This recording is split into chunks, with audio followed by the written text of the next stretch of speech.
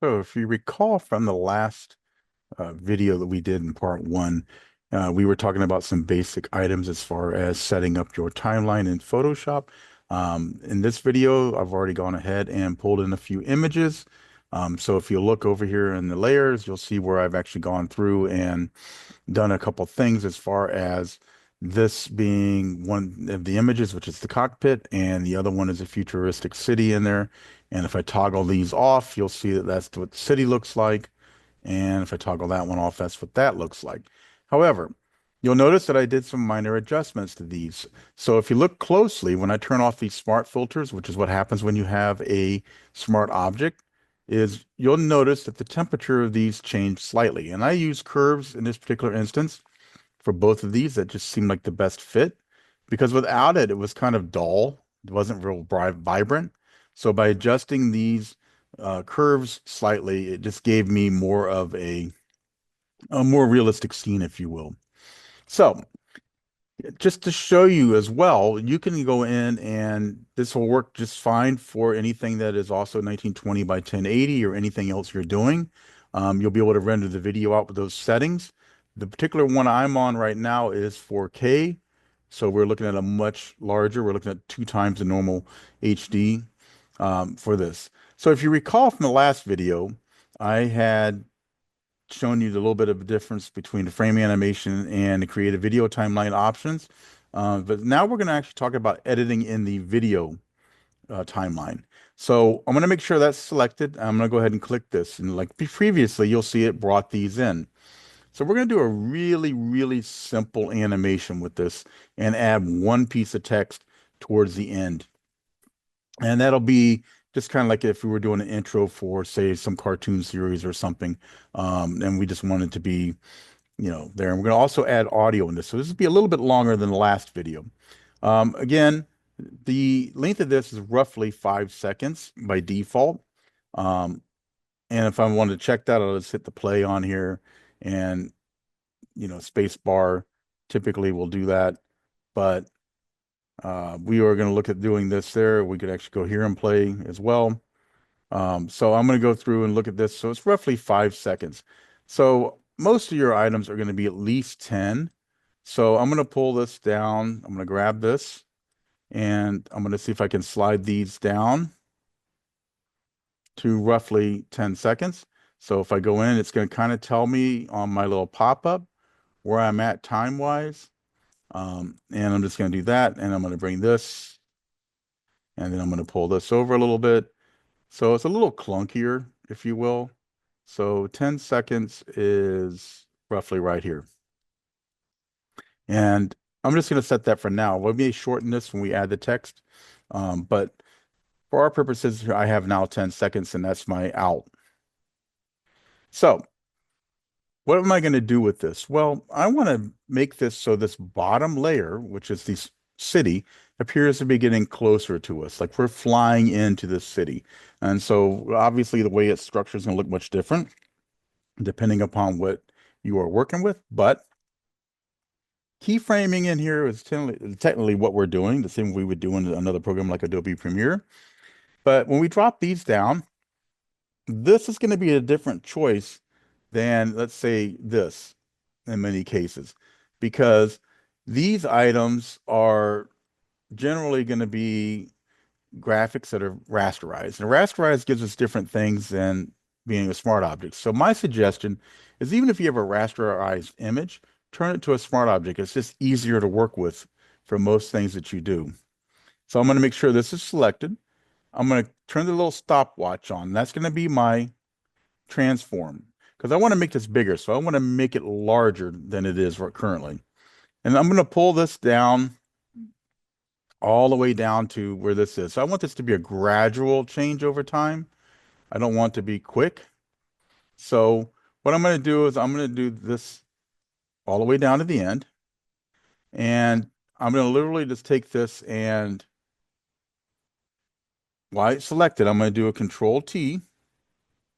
It's going to give me this warning, which is fine. And I'm going to hold the Alt key. So if I hold the Alt key, it will pull it from the center. So I'm going to hold that and I'm going to grow this slightly. So something along those lines.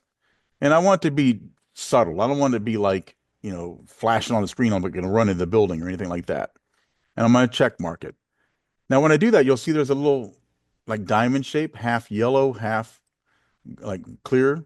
And if I slowly move this, it may take a second to catch up on your end, but you should see it's getting further away because I'm going in reverse. But if I were to go ahead and hit the play button on here, you'll see that it's going to gradually move. And once this is rendered out, it'll be much smoother. So I've done a very simple animation. And then I'm going to go in and I'm going to go back to these that we talked about in the last video, and I'm going to do a fade. So it fades in on both. So now when I look at this, and it should kind of blend together as it comes in. Okay, now you'll see that a couple things happen here, right?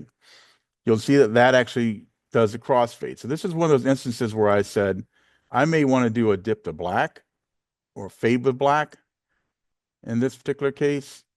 And I find that when I do that, that it starts out black and then it kind of all comes on at the same time. If you notice before, they actually came in at different times. And just like I said before, this is basically 1 second. So 1 second's quite a lot considering we only have 10 seconds.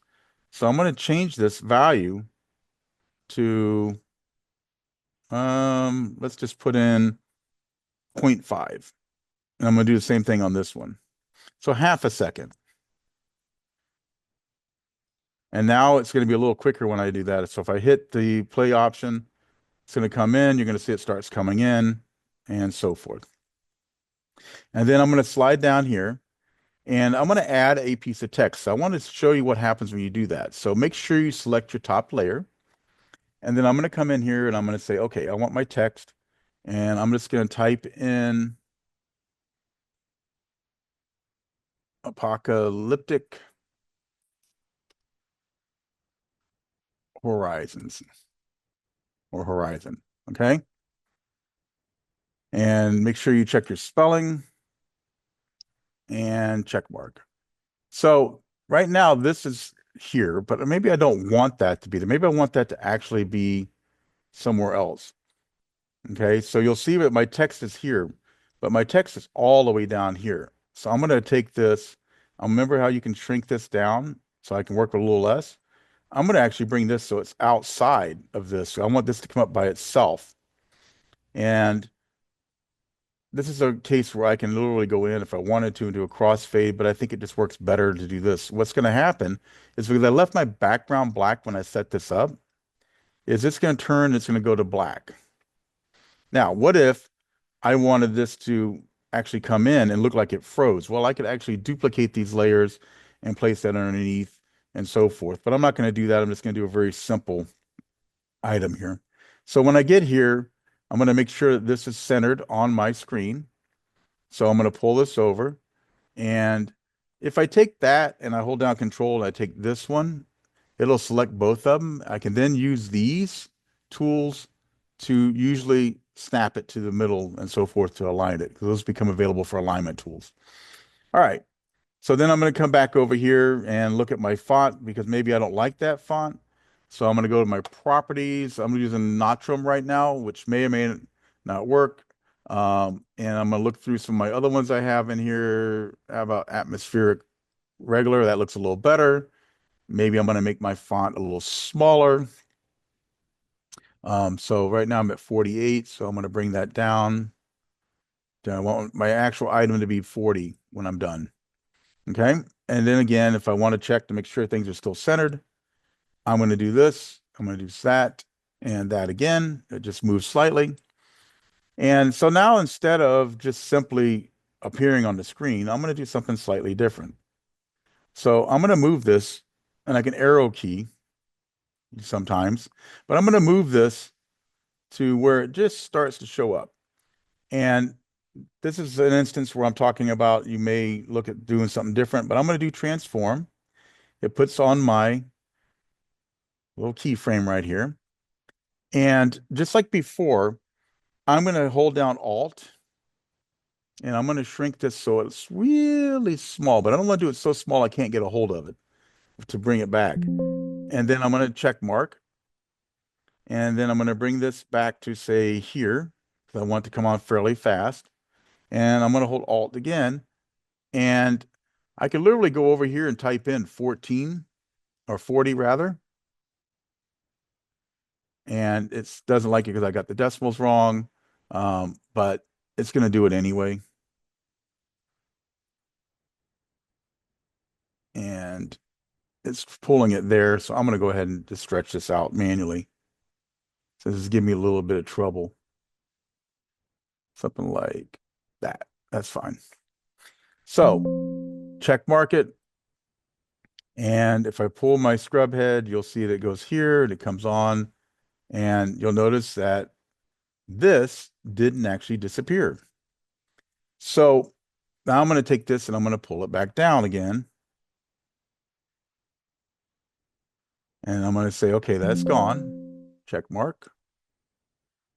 And as I come here, you'll notice it grows in. So sometimes it does a little weird stuff. So I have this now as I play. This will come in, that'll disappear, and then this comes up. And it holds for a few seconds and then it's gone. So I can go ahead and add a fade at the beginning of this. Again, I only want a small one, so I'm going to right mouse click and do like a 0.5 and enter. And I'm going to do the same thing on the outside of it. So I'm going to drag this, but I'm going to do fade with black instead. And what's going to end up happening is this will just kind of fade out to black. And so the same thing I can do down here is I can actually take these two and do a fade to black as well. And just dragging it on. And now I'm pretty much done, right? Except for I need what?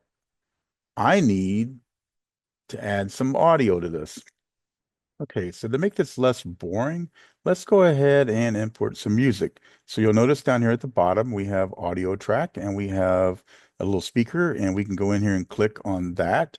And we'll see, we can make a new audio track. So if we have more than one thing we wanted to mix, like maybe we had a voiceover, we wanted to do music or something, then that would be an option for us. But I'm just gonna go to add audio, and I'm gonna go ahead and pull in this. I downloaded this from YouTube audio library, and I'm just gonna say, okay. And it's going to take it a second and it's going to do an import. And if I just play it the way it is right now,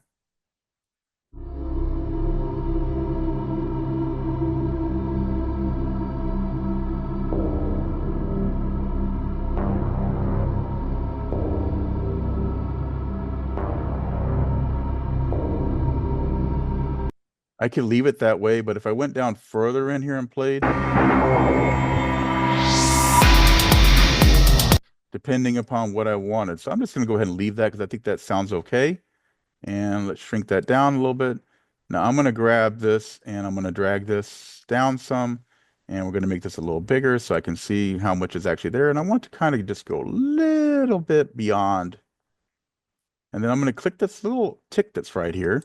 And I can actually do the fade. So I can say I want the fade out for roughly 0.49, or I can go in and physically type in a half a second on that. So 0.50 or 0.5 is fine. And now when I do that, it should fade for me.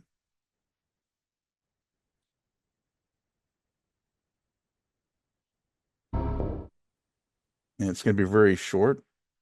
So I want to make sure I've got this extended to where it needs to be, which is right there. And you'll hear it's there. So the last thing you would do is you'd have to render this video out. So I would go to File, and I say Export, and I'm going to say Render Video.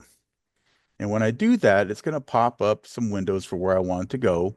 And right now I have it going here. I've got it going into a folder I called the vector ship. I shouldn't have to change any of these because it's going to be on document size. So it's telling me my size right now, but if I wanted to change that to something else, I could drop that down to something else.